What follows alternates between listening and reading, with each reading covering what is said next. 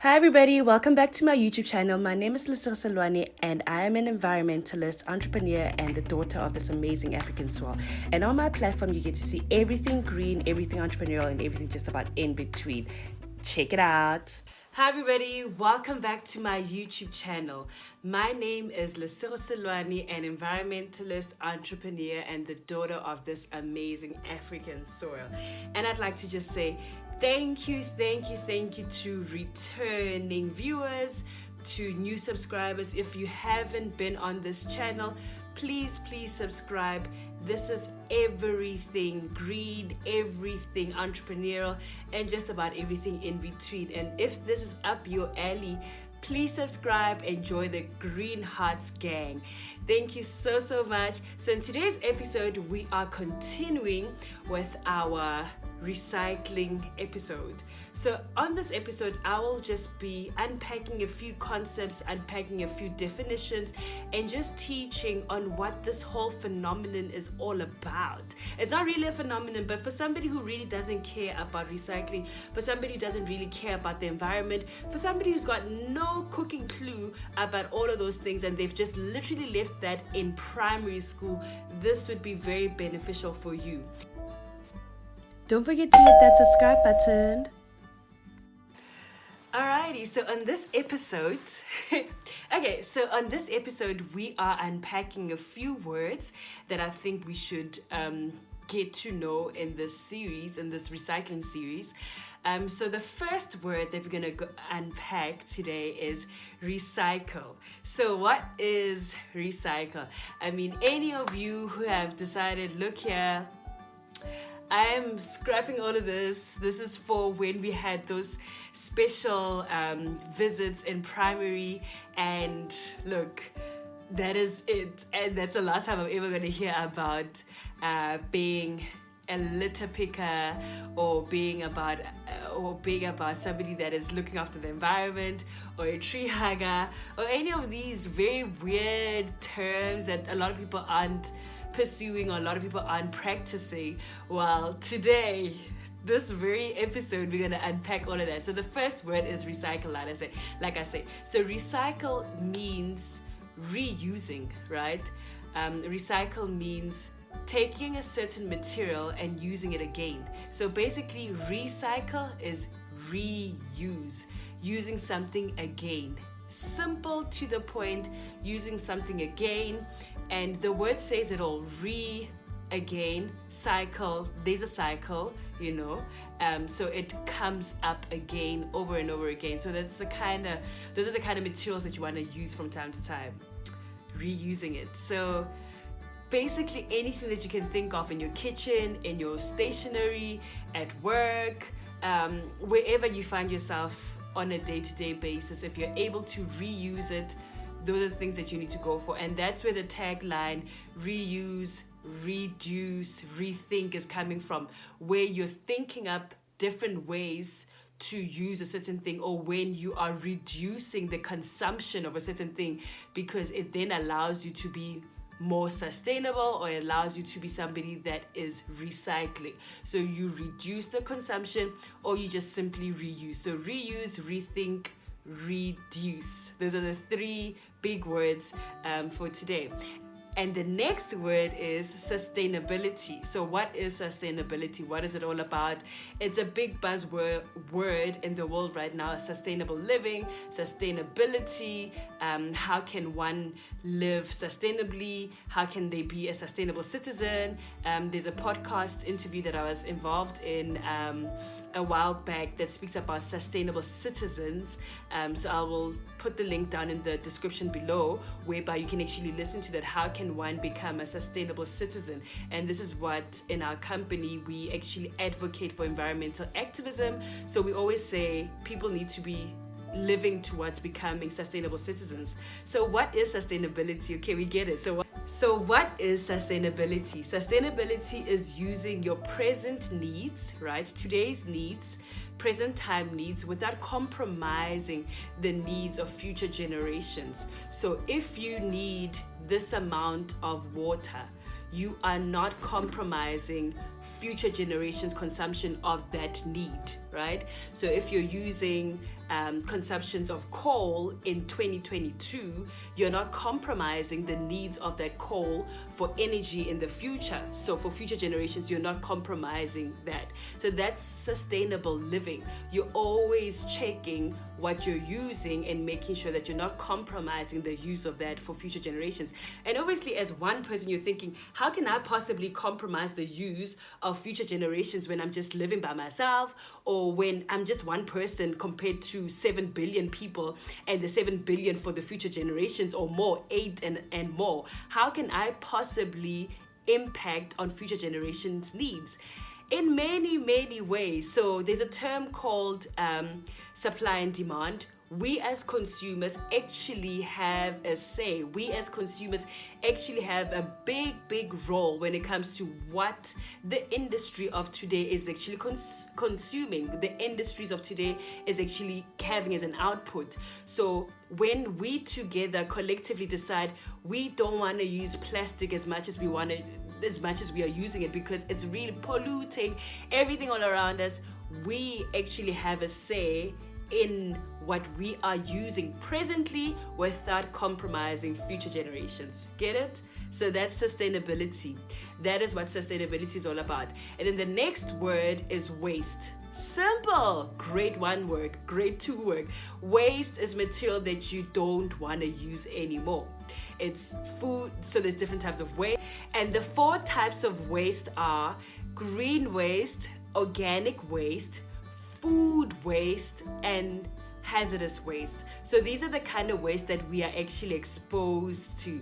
There's a lot more, but these are the ones that we are exposed to on a day-to-day basis. So green waste is basically all your garden waste, all your green waste, all your leaves, your debris in the garden, stuff that you actually go and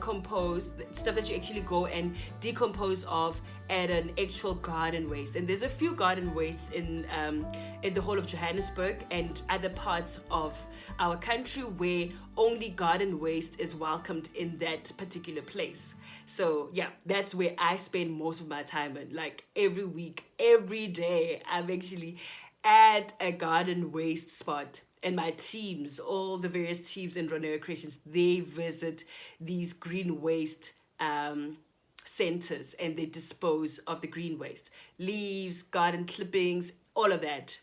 And then your hazardous waste, this is toxic waste from certain chemicals that you can't decompose of in all the normal places. So this is waste that you can get from your spray cans, you can't decompose of your hair material waste with other waste because it's harmful waste. There's a few toxins. Your pool H2H's you can't decompose with your other waste. It's hazardous, and that's why the plastic material that actually contains this type of waste is quite thick and very strong, and you're able to seal it and it becomes very safe. And there'll always be a labeling as to how you can decompose and the fact that this contains hazardous waste. All right, after you've used it, etc., right? And then when it comes to organic waste is waste that can be reused into, it's living waste coming from our food, coming from our gardens, that can be repurposed into either compost or a renewable energy. So that's the organic waste. And then your food waste, obviously this is food that hasn't been used, and this is now the waste that actually makes our bins smell really bad. So just put it aside and put it in the plastic bag. I get so irritated when we get to work in complexes or in residential areas that you find people aren't putting their food waste in plastics. Please, all the people that actually work in your bins go through a lot, having to dig through that and separate, because we're not separating our waste from whole. It's a lot, just to think on their behalf. There's a human out there who is actually having to dig in and separate the waste, and this is waste that smells really bad, makes that job very, very unpleasant. So just separate, put it in a bin, put it in a plastic and separate it from all your other waste. All right, so that's waste in a nutshell. And then another definition for the day is compressors, compactors. So these are machines that actually compact the various waste. They come in different sizes. They place pressure on the actual waste, and then they help our various waste to be easily transported to different sites. And then there's landfill site is another word that we're going to unpack. Landfill sites are heaps and heaps. When I say heaps, when I say mountains of waste, that's landfill sites. So landfill sites, the characteristics of these landfill sites is that you find heaps, mountains and mountains of waste. And a shocking thing that I got to witness once upon a time is that there's life on these landfill sites. There are people who have created their own homes in those sites, and they're living off the waste that we put over there. And it's a whole new world altogether, and it's something that I think you should see one day. If you ever get an opportunity to see, you'll see how much waste there is in our country, how much waste there is in an area. So every area has a landfill site where all these various recycling sites or recycling houses actually takes the waste to those landfill sites. There's trucks and trucks, and there are routes and routes, tunnels and routes getting to the tops of the landfill sites. And most of our landfill sites are actually full. They're so full that we can't take any more waste. So what we need to do, we need to actually reduce our consumption, rethink how we use our waste, and reuse whatever we are using so that we can reduce the amount of waste that goes to landfill sites. And we're running out of space to have more landfill sites, and it's quite a hazardous thing for anyone that's living around a landfill site, because the smell, it's really unbearable, and many get sick from actually living in those areas. And the most thing that you see around those areas is that it's very difficult to actually bring about new life in those areas. Once the landfill sites are, we have these trucks coming out to push away the waste, and your TLBs and all these big trucks pushing away certain parts and portions of this land. It will take many years to actually have a tree growing in that space to just clear out the air and clean out the air. So once we have a landfill site, that land is declared as land that cannot generate life, is declared as land that will take a lot of years for a tree to grow, for trees to grow. So it's not a good thing. And living around a landfill site, if you have a house and you live around a landfill site, I would advise you to please plant trees in your garden. Plant trees as much as you can. Gather your community members or community leaders to actually have a campaign of planting trees that will reduce a lot of the smell and the toxins that you have in the air because of you living around a landfill site. So so that is it from this episode. The few definitions that we went through, and I hope you learned something new, and I hope you'll reconsider how you use your waste. I hope you will think about what you're doing, think about your purchases, because we've got buying power as consumers, and we've seen that in a lot of the different changes in our era in the year 2023, in this new decade as a whole. We see more and more corporates and more individuals, influential individuals, speaking about how we need to be sustainable individuals, how we need to have sustainable decisions, how we need to take the sustainable decisions and promote green living, promote more people to get into the circular economy, promote more people to go into the green industry, promote more people to just be key players in the decision making when it comes to the green industry as a whole.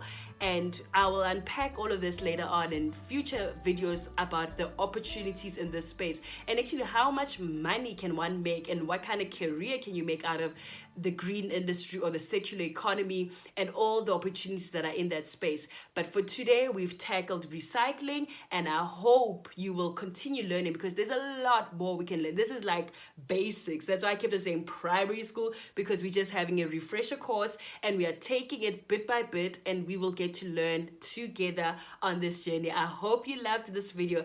If you loved this video, please give it a thumbs up, like it like it, and share with friends and family. Please subscribe. Green hearts everywhere. Cheers everybody. Thank you so much for tuning in.